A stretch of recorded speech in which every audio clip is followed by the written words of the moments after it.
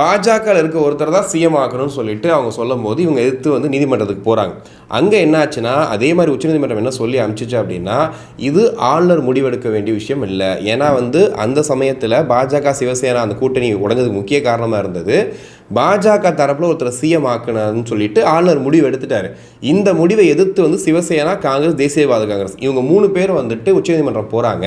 அப்போ உச்சநீதிமன்றம் என்ன சொல்கிறாங்க அப்படின்னா, ஆளுநர் இல்லத்தில் முடிவு செய்யப்பட வேண்டிய விஷயம் இது கிடையாது, இது அசம்பிளியில் ப்ளோர் டெஸ்ட் தான் பண்ணணும்னு சொல்லி அங்கேயும் ஒரு லைட் டெலிகாஸ்ட் பண்ணி அந்த ப்ளோர் டெஸ்ட் பண்ணி தான் வந்து ரிசல்ட் வந்துச்சு. இந்த சிவசேனா, காங்கிரஸ், தேசியவாத காங்கிரஸ் இவங்களுக்கு ஆதரவாக தான் வந்து தீர்ப்பு வந்துச்சு. ஸோ இது ரெண்டையும் கம்பேர் பண்ணி பார்க்கும்போது கண்டிப்பாக விஜய் அவர்கள் இப்போ உச்சநீதிமன்றம் போகிறாரு அப்படின்னா இந்த மாதிரியான முடிவுகளை எட்ட முடியும். ஏன்னா இந்த விஷயங்கள்லாம் பார்க்கும்போது கிட்டத்தட்ட அந்த இடத்துக்கு தான் போகுது. ஸோ இந்த நிலைமையில தான் இப்போ வரைக்கும் இருக்குது.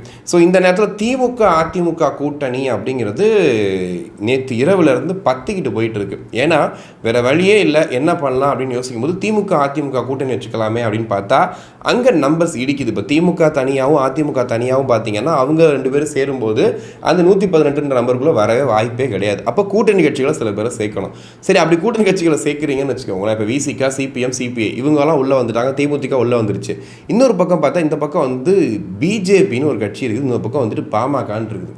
பிஜேபி பாமக வேணான்னு சொல்லி தான் இந்த கட்சிகள் வந்து கூட்டணிலாம் வந்து இப்படி இருக்காங்க. அப்படி இருக்கும்போது இவங்க எப்படி உள்ளே வருவாங்க? சரி, இவங்கெல்லாம் வேண்டாம், திமுக அதிமுக மட்டும் கூட்டணி வச்சுக்கலாம் அப்படின்னாலும் அங்கேயும் வந்து நம்பர்ஸ் இடிக்கும். அப்போ இவங்களுடைய ஆதரவு கண்டிப்பாக தேவைப்படும். ஸோ அந்த இடத்துக்கு வந்து தமிழக அரசியல் போகாதுன்றதான் நிறைய அரசியல் விமர்சகர்கள் சொல்கிறது. நமக்கும் அதான் தோணுது. ஏன்னா எதிரெதிர் முனையில் இத்தனை ஆண்டுகள் பயணிச்சாச்சு. அப்போது ஒட்டுமொத்த மக்களும் வந்து ஒரு முடிவை எடுத்து ஜனநாயகத்துக்கு ஒருத்தர் அனுப்பிச்சு வச்சுருக்கிறாங்க.